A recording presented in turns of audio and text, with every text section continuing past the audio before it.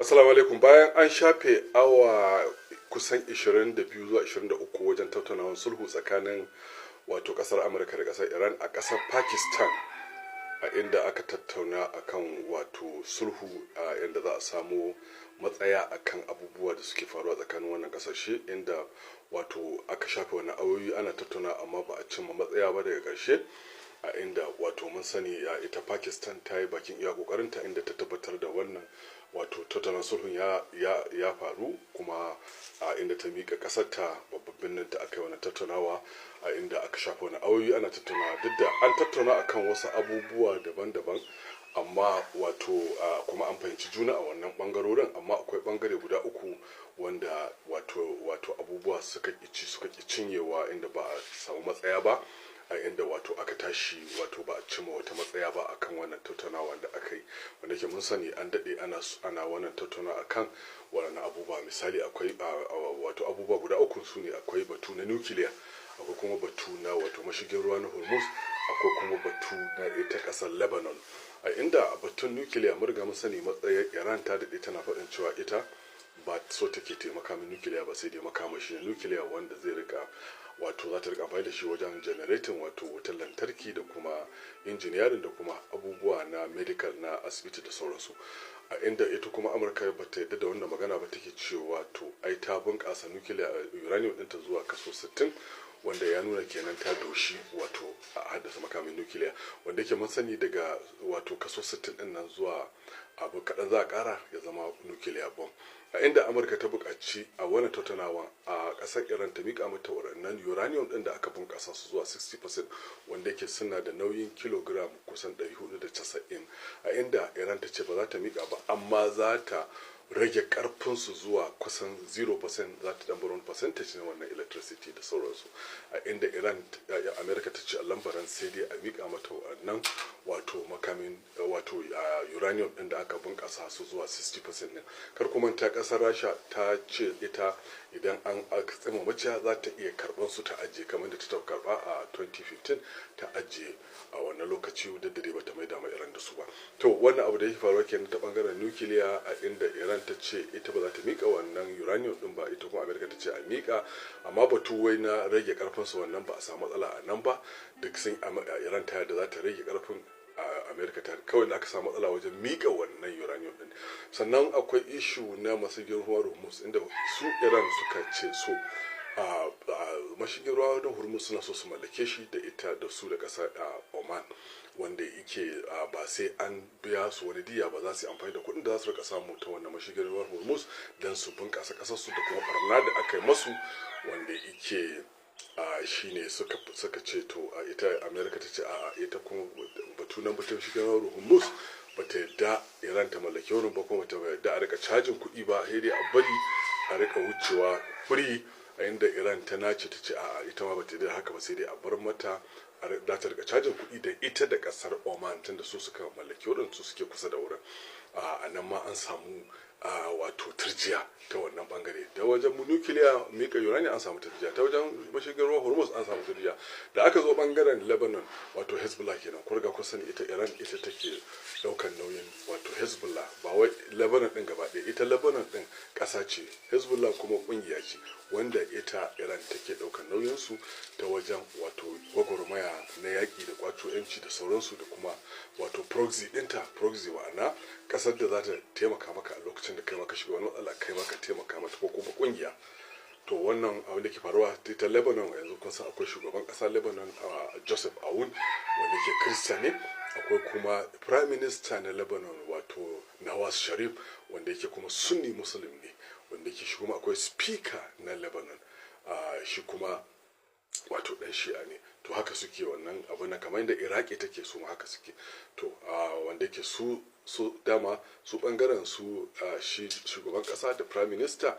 dama su ba za su so yan Hezbollah ba, saboda kungiya ne na yan Shi'a. Sannan shi Prime Minister Sunni ne na Lebanon, shi kuma shugaban kasa Kirista ne na Lebanon, sai da Speaker shine dan Shi'a, wanda ke kuma suna zargin ita Iran tana amfani da su ne saboda na ta bin bukata, so ba za su so su goya ma Hezbollah baya ba da sauransu. To wannan haka shine matsalar da ke Iran ta ce a bar kada a kawo batun tsagaita wuta a sa Lebanon a ciki kuma a sa Hezbollah a ciki kuma a kyale su, wanda ke su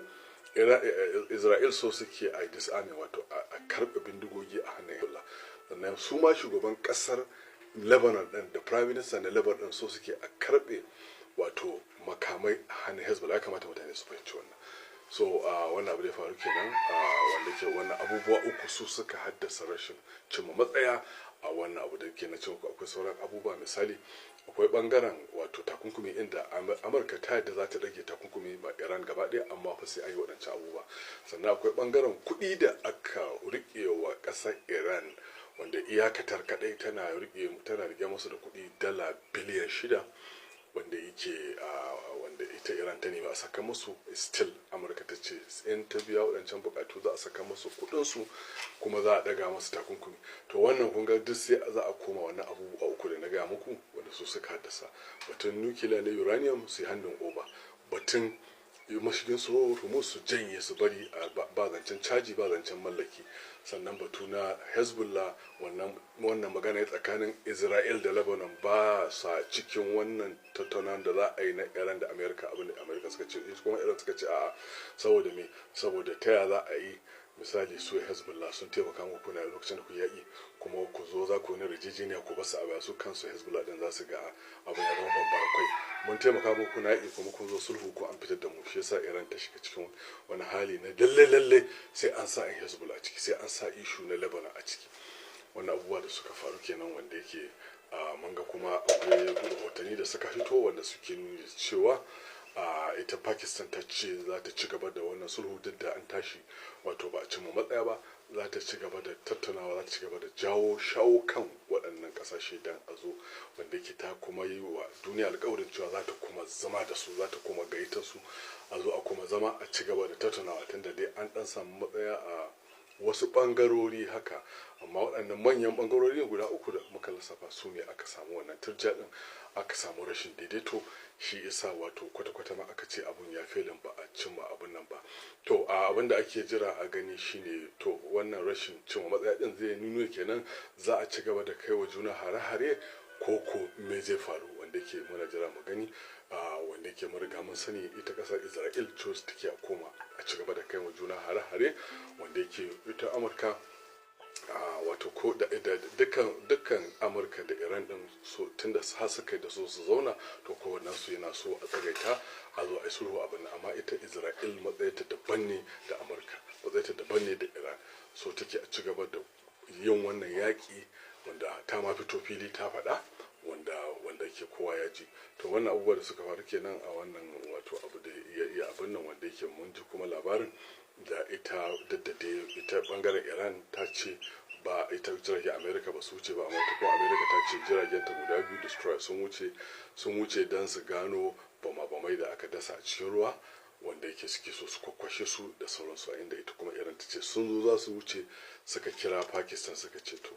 wannan abu zai violating, wata zai kare dokar tsagaita wuta, tunda za su wuce da wannan jirage, kuma jirage ne na yaƙi ba jirage ba ne na abin nan. Wanda ke wannan abubuwa da suka faru kenan, wanda ana ganin dai akwai yiwuwar a kuma zama, amma kafin a kuma zamar akwai yiwuwar kuma su kai ma juna hare-hare, wanda yake idan aka haka kuma zai dawo da yakin ne wato baya. Za a ci gaba da gwaza, wanda yake kuma kasashen Larabawa sun fito sun ce su suna da korafin su shine me yasa ba a sa su a cikin tattaunawa da aka yi ba. Hatta ita kasar Isra'il din ta yi korafin me yasa ita ma ba a sa ta a cikin tattaunawa ba, wanda yake kasashen Larabawa sun ce an musu ruguzo, an musu barna, saboda haka suna neman su ma a biya su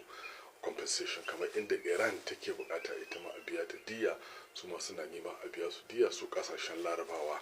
Wanda yake kuma mun ga wani abu da dau hankali a inda ita Pakistan ta kai jet fighters ɗinta a kasar Saudi Arabia, duk da ta nuna ba wai tana da ta kawo wani a saboda wani yarjejeniya da suke da shi da ita da kasar Saudi Arabia, kada Saudi Arabia ta ga wani abu ya same ta ba ta wani abu ba, wanda ke mun sani akwai alaka tsakanin Pakistan da Iran. Kuma wannan zai nuna wa Iran ta kokari ta samu a sulhu, kada ta matsa wa Pakistan ta je ta abin da ita kanta ba ta so ta yi